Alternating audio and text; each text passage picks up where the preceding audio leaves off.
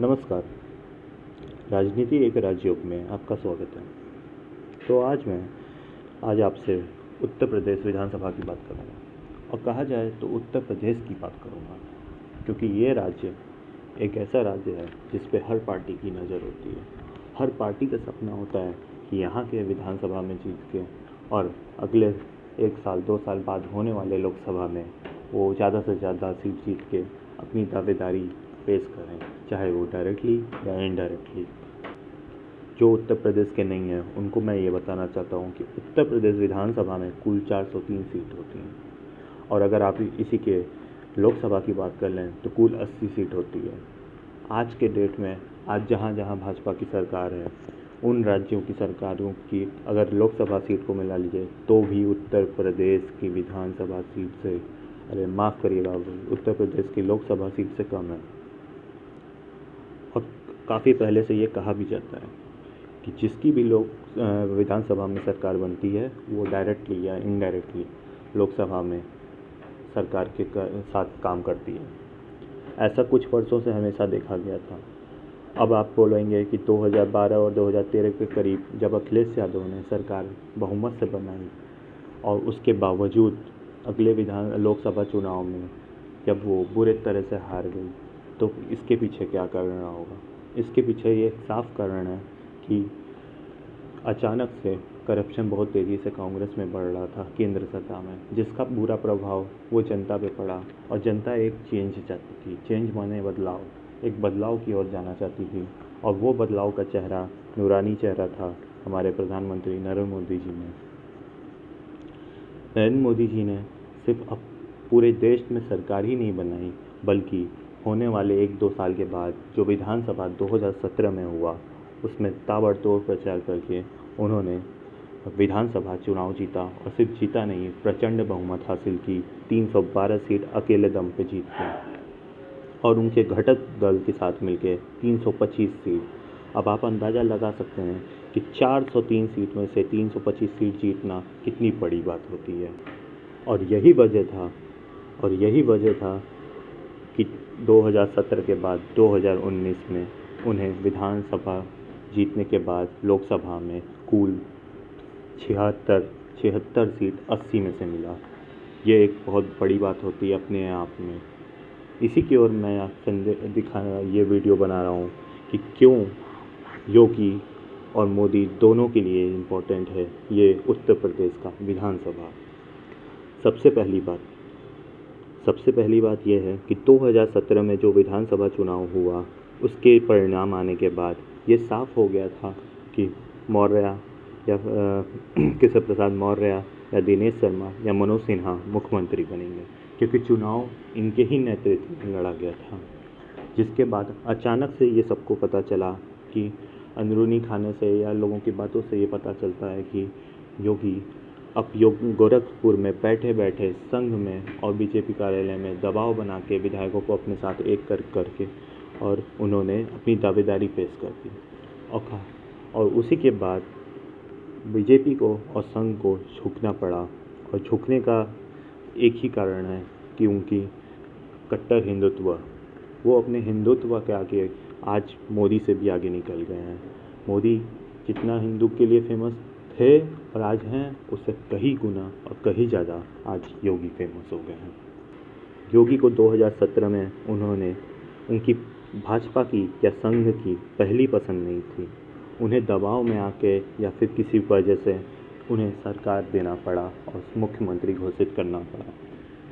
उसके बाद काफ़ी समय से ये अटकलें लगाई जा रही थी कि ज़्यादा समय नहीं रहेंगे, लेकिन भाजपा और संघ दोनों ही बड़े बुद्धिमान, वो दोनों ये बात जानते थे कि 2019 में लोकसभा चुनाव होना है।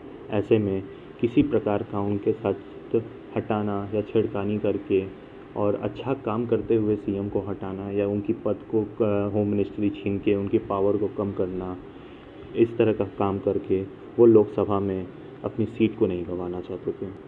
यह इसी के बाद चुनाव ख़त्म होता है। चुनाव के बाद जिस तरह से कोरोना आता है, कई तरह के मुद्दे से ये आते हैं जिसकी वजह से काफ़ी तमाम चीज़ें होती हैं, उनको हटाया नहीं जा पाता है या हटाया जाए की सोच चल रही थी या क्या हो रहा था पता नहीं। लेकिन उस बीच अब क्या हुआ कि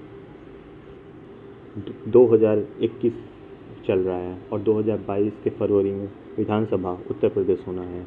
ऐसे में AK शर्मा जो मोदी के बहुत खास IAS ऑफिसर थे, उनका अचानक से रिज़ाइन दिला करके और उन्हें उत्तर प्रदेश में भेज कर उन्हें MLC चुन करके बताना है, ये एक संदेश चला गया योगी के पास कि आपकी पावर को कम करने के लिए कोई भेजा है।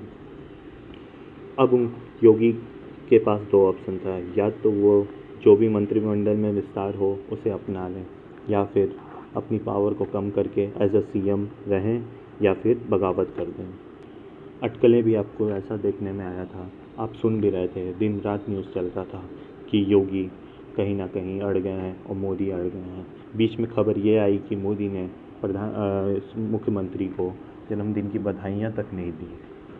फिर कहीं से खबरें ये आ रही थी कि तनाव इतना बढ़ गया है कि BJP के उत्तर प्रदेश के ट्विटर अकाउंट से प्रधानमंत्री मोदी जी और अमित शाह जी और नड्डा जी की फ़ोटो ही नहीं थी, उनकी फ़ोटो नहीं दिखी। नमामि गंगे जो प्रोजेक्ट प्रधानमंत्री मोदी जी का बनारस में है, उस प्रोजेक्ट में भी शायद सुनने में आया कि प्रधानमंत्री मोदी जी का फ़ोटो नहीं था। इन सब के बाद दिल्ली से कई अधिकारी का दौरा चालू हुआ। कुछ अधिकारी आए जो डेप्यूटी CM, दोनों डेप्यूटी CM से अलग अलग मुलाकात किए। कुछ अधिकारी आए BJP के जो केवल विधायकों और मंत्रियों से बातचीत हुई। फिर ऐसा सुनने में आया कि कोई BJP का एक बड़ा लीडर आया और गवर्नर और स्पीकर से मुलाकात किया। इन सब को देखते हुए ऐसा ये साफ हो रहा था कि कहीं ना कहीं कुछ बड़ा होने वाला है, कहीं ना कहीं इस पार्टी में कहीं एक बड़ी टूट सी हो सकती है, क्योंकि योगी को अगर हटा दिया जाना और अगर योगी नाराज़गी में जाएं तो ये पार्टी को टूटना होना, क्योंकि हिंदू वोट अगर टूट जाएगा तो उसका फ़ायदा सीधे सीधे सपा या दूसरे अन्य पार्टियों को हो सकता था अगले विधानसभा में। अभी हाल ही में कल मैंने देखा कि काफ़ी दिनों से ये बात भी चल रही थी कि भाजपा सरकार से उत्तर प्रदेश में ब्राह्मण वोट काफ़ी नाराज़ चल रहे हैं, जिसके संदर्भ में जितिन प्रसाद को, जो कांग्रेस के एक वरिष्ठ नेता और मंत्री भी रह चुके हैं, जो एक ब्राह्मण थे, उनको तोड़ के अपने पार्टी में ज्वाइन कराना और उनका पूरा अच्छे से अभिवादन करना, ये अपने आप में बता रहा था कि ब्राह्मण वोट के लिए कितना ज़्यादा इनसिक्योर, माने कितना ज़्यादा असहजता महसूस कर रहे हैं। ठीक इसके उपरांत उसके बाद क्या होता है कि खबर आती है कि मुख्यमंत्री 2 दिन के दौरे पे दिल्ली गए हैं। दिल्ली में जाते ही अमित शाह जी के साथ उनकी एक फ़ोटो आती है और वहाँ पे मीटिंग होती है प्रवासी बुक को लेके, वो खैर अलग मुद्दा है।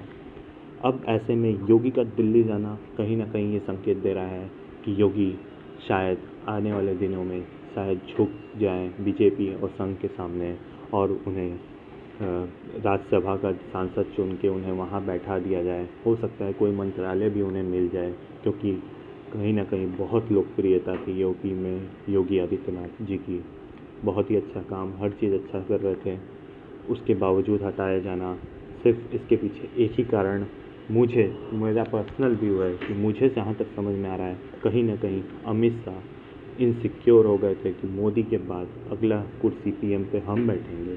उस इनसिक्योर होने के चक्कर में शायद ये कदम उठाया जा रहा है, क्योंकि जिस तरह ये फेमस हो रहे थे, लोगों में इनके प्रति प्यार बढ़ रहा था योगी का, उससे ये साफ हो रहा था कि योगी अकेले प्रधानमंत्री बन सकते हैं और 2024 और 2022 ज़्यादा दूर नहीं है। इन सब चीज़ों को देखते हुए अमित शाह ने शायद ये डिसीज़न लिया हो, या हो सकता है अमित शाह नहीं तो कोई और पार्टी का बड़ा लीडर जैसे JP नड्डा जी ले सकते हैं। उसके बाद यद्यपि अगर योगी दिल्ली में इसी इरादे से गए हैं, अगर उन्हें राज्यसभा का मेंबर चुन के अगर राज्यसभा में भेजने की ऐसी मंशा होगी, तो कहीं ना कहीं यह साफ है कि योगी अपने मन से तो नहीं गए हैं। और अगर मन से नहीं जाएंगे, मुख्यमंत्री चाहे कोई भी अगले 6 महीने के लिए बन जाए, या मुख्यमंत्री का चुनाव भी योगी, तब तक योगी CM रहें, लेकिन अगर कहीं ना कहीं ये बात अगर डील हो गई होगी तो योगी कहीं ना कहीं अपने ही पार्टी के विरुद्ध युवा हिंदू वाहिनी के साथ BJP के खिलाफ प्रचार कर उनका काफ़ी विधानसभा में काफ़ी सीटों पे टकराव हो सकता है, जिसका खामियाजा सीधे तौर पे भाजपा को भुगतना पड़ेगा। और क्योंकि ऐसी काफ़ी दिनों से ये भी बात चल रही थी कि ये अगर टकराव नहीं होगा तो 6 महीने के अंदर ये टकराव खुल जाएगा। अगर योगी को नहीं हटाए, मंत्रिमंडल में विस्तार नहीं हुआ, कोई टकराव भी नहीं है, सब गुड है, सब बढ़िया बढ़िया है, तो आने वाले समय में जब योगी आदित्यनाथ जी अपने लोगों को जब विधानसभा के लिए टिकट देंगे और उनका टिकट कटेगा, तब तकरार बढ़ेगी और दूसरा कल्याण सिंह, ऐसा कहा जाता है, दूसरा कल्याण सिंह पैदा हो सकते हैं। और अगर ये सब चीज़ें हो जाती हैं तब ये आप समझ लीजिए कि उत्तर प्रदेश से बहुत बड़ा लोगों में नाराज़गी जाएगा, क्योंकि योगी आदित्यनाथ जी बहुत अच्छा काम कर रहे थे और हम लोग भी उम्मीद लगा रहे थे कि उन्हीं के नेतृत्व में कुछ होगा। और मैं आगे एक और वीडियो बनाऊंगा उत्तर प्रदेश से रिलेटेड, वो जल्द ही मैं अपलोड करूंगा। तब तक के लिए धन्यवाद। जय हिंद, जय भारत।